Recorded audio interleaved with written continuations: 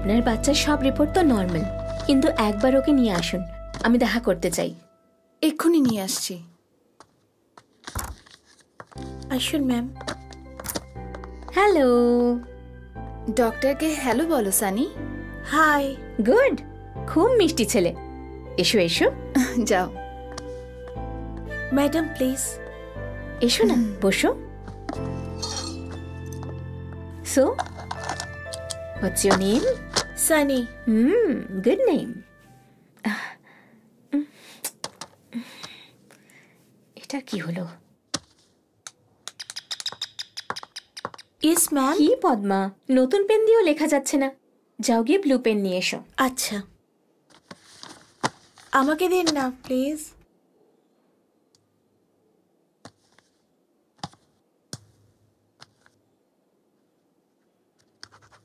Wow, that's wonderful. কিভাবে করলে? Very simple. Oh okay, brilliant. দেখো পদ্মা দিদি এসেছে, তুমি ওর সাথে বাইরে গিয়ে খেলো, ওকে? এদিকে এসো Sunny. Take care Padma. Okay ma'am. Sunny is perfect, nothing to worry. কিন্তু আমাদের কয়েকটা আমাদের আইকিউ টেস্ট করাতে হবে। বাই দ্য ওয়ে, সানির ডেলিভারি নর্মাল ছিল তো? হ্যাঁ ডক্টর। ওকে, ডেলিভারির সময় আপনি পাশে ছিলেন? না ডক্টর, সেই সময়ও বিজনেস ট্যুরে গেছিল, কিন্তু আমার শাশুড়ি মা সঙ্গে ছিলেন। তাহলে আমি একবার আপনার শাশুড়ির সাথে কথা বলতে চাইবো। Anything wrong doctor? ভয় পাওয়ার কোনো ব্যাপার নেই, কিন্তু সানির সাথে আপনাকে 4টে সেশনে আসতেই হবে। ওহো, সেশনস? আমার মনে হয় না এসবের প্রয়োজন হবে। মেন্টালি ওর কোনো অসুবিধে নেই। যদি ও নিজের দুষ্টুমিটা একটু কমিয়ে দেয় তাহলে আই বিলিভ সব ঠিক হয়ে যাবে। তার জন্য 4-4টে সেশন করা। ঠিক বলেছেন। আপনারা এখানে এসেছেন তার মানে এই নয় যে কোনো বড় সমস্যা আছে। বাচ্চারা স্ট্রেসের জন্য একটু অবনর্মাল বিহেভ করে, দ্যাটস অল। কিন্তু ভালো করে চেক করার পরেই আমি কিছু বলতে পারবো। সরি, আমি ঠিক বুঝলাম না। আপনি আমাকে আরো কনফিউজ করছেন। Rakesh,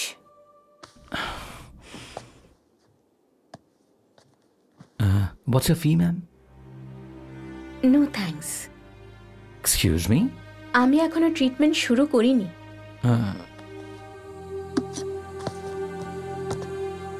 thank you doctor. You welcome.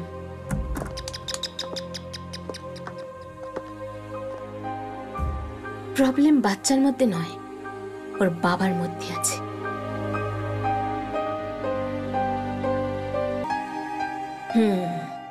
তার মানে আমার ডাউটটা ঠিক ছিল। সানির প্রবলেমটা বোধহয় সেটাই। জেনারেলি বাচ্চারা জন্মাবার পরে কাঁদে, আর যদি কোনো কারণে না কাঁদে তখন ডাক্তাররা সিপিআর ইউজ করে। কিন্তু অনেক প্যারেন্টরা এটা জানে না যে যদি কোনো কারণে দেরি হয়ে যায় তখন অনেকগুলো ব্রেন সেল ড্যামেজ হতে পারে। মানে অন্য বাচ্চাদের তুলনায় আইকিউ লেভেল লো, গ্রাসপিং পাওয়ার লো, কম হওয়ার চান্স অনেক বেশি। ওয়েল, আমায় আরো কিছু ডিটেলস দিতে হবে। সানির বয়স 8 বছর তো, কিন্তু আমার মতে ওর মানসিক বিকাশ 6 বছরের। আমাদের মতে আমরা বাচ্চাদের 4 বছরে স্কুলে পাঠাই, কিন্তু ওর বিকাশ হিসেবে আপনি ওকে 2 বছরেই পাঠিয়ে দিয়েছেন। আর তাই সানি অন্য বাচ্চাদের থেকে আলাদা? একদম। এরকম বাচ্চারা অন্য বাচ্চাদের মতন হয় না। ওদের অন্য বাচ্চাদের সাথে কম্পেয়ার করতে পারবেন না। ইউনো, আপনারা জেনে বা অজান্তে সানির ওপর সমস্ত প্রেশার দিয়েছেন, আর এই কারণেই ওর কোনো বন্ধু নেই। মানে আমার মতে অন্য বাচ্চাদের লেভেল আর সানির লেভেল একদমই ম্যাচ করা যাচ্ছে না। আর প্রবলেম এটা যে এই সব কিছুর জন্য সানি মনে মনে খুব কষ্ট পাচ্ছে, আমি জোর দিয়ে বলতে পারি। আর তার জন্যই সানি এরকম বিহেভ করে? হতে পারে। আর সানি কেন অ্যাবনর্মালি বিহেভ করছে এটা আমরা কাউন্সেলিং এর পরেই জানতে পারবো। চলো এটা এভাবে খেলি, ঠিক আছে? হাই সানি, এসো এসো বাবু। গুড বয়, কেমন আছো? এই, এটা কি? আমার সাথে ম্যাজিক ট্রিক্স করছো? হ্যাঁ, দেখাও, ওই হাতটা দেখাও। এবার ওদিকটা আবার ঘোরাও। ওয়াও, কি দারুন! You like it? হ্যাঁ, এরকম ম্যাজিক ট্রিক্স আমার কাছেও অনেক আছে। এসো বসো। এই ফটোটা দেখেছো তুমি? এভাবে এটাকে সেট করতে হবে। ওকে, চলো করো। Good boy. সানি, তুমি আর কোন কোন গেম ভালোবাসো? পাজল ভালোবাসো? ওকে, আমার কাছে একটা পাজলের গেম আছে। It's very interesting.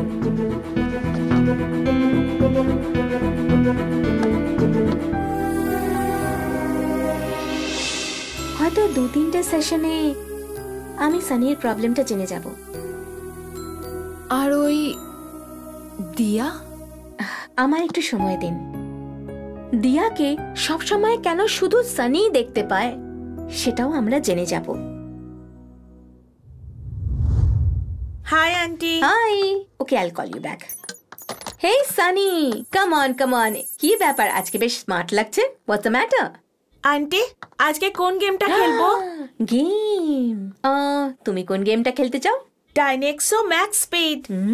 ওহো, এরকম গেম তো আন্টির কাছে নেই, কিন্তু আন্টির কাছে একটা খুব সুন্দর গেম আছে। তুমি কি খেলবে? এই হলো চার্ট পেপার, এই হলো রং পেন্সিল। এবার তোমাকে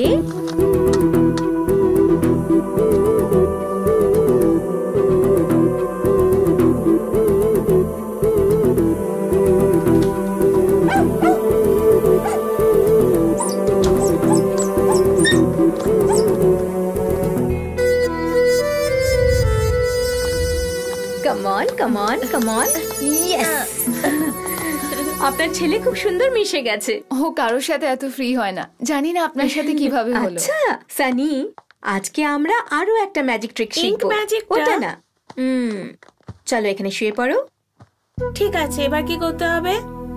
সানি, ওদিকে তাকাও,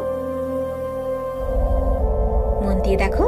এখন আমি যা বলবো তাই করবে। এদিকে দেখো। এটা ম্যাজিক নাকি?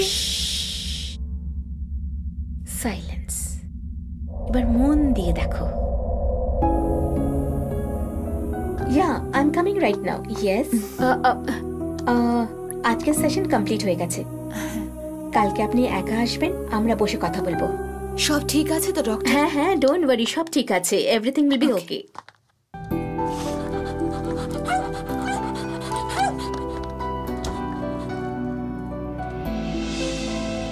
Sunny is absolutely fine. Nothing to worry. Thank you God. কিন্তু ওকে একটা অ্যাসুরেন্স দিতে হবে, এমন অ্যাসুরেন্স যে এই দুনিয়াতে সবার আগে সানি আপনার কাছে ইম্পর্টেন্ট। বাই দ্য ওয়ে, যদি সানির বাবাও এই ধরনের ব্যবহার করত তাহলে আমাদের কাছে ট্রিটমেন্ট করা সহজ হতো।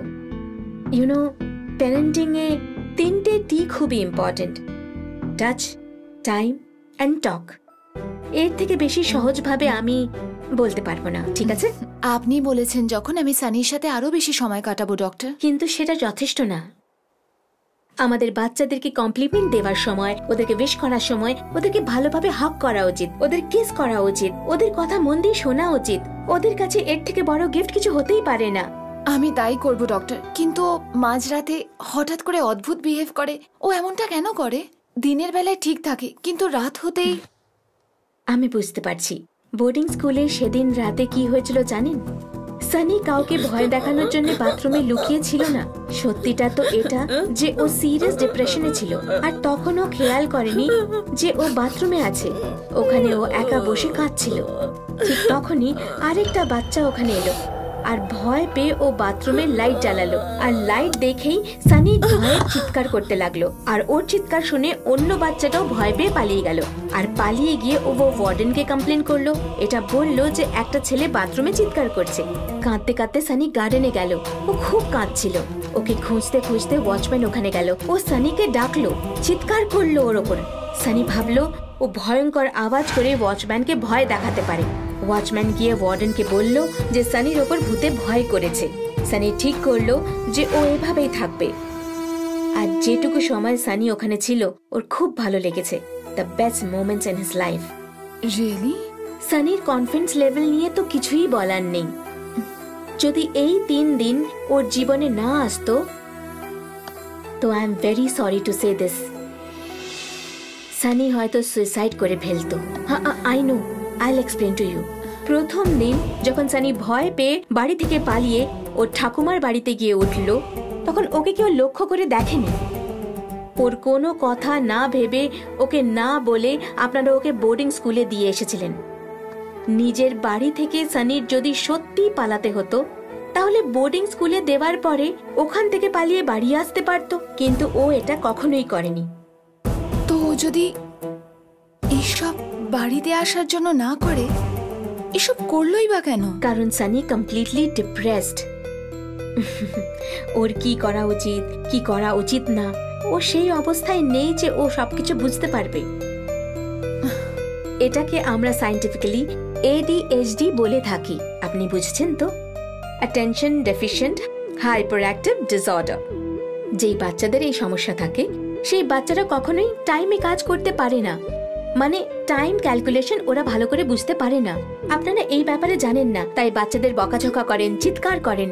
সানির মধ্যে শুধু একটাই সমস্যা নেই, অ্যাটেনশন সিকিং বিহেভিয়ার থেকে এই সমস্ত প্রবলেম শুরু হয়েছে।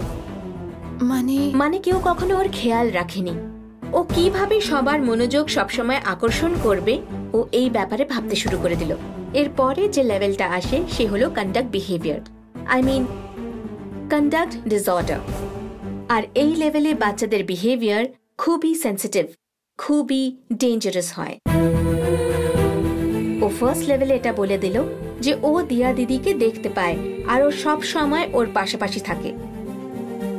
কিন্তু দিয়া কোথা থেকে এলো? দিয়া কে? বলছি, মানে আমি যখন ওকে হিপনোটাইজ করলাম তখন দিয়ার সম্বন্ধে ও আমায় কিছু কথা বলল। দেখুন, আমাদের সানির সাথে খুবই বুঝে শুনে চলতে হবে। আমরা যদি সানিকে ভালোভাবে থেরাপি না দিই তাহলে পরিস্থিতি খুবই খারাপ হতে পারে।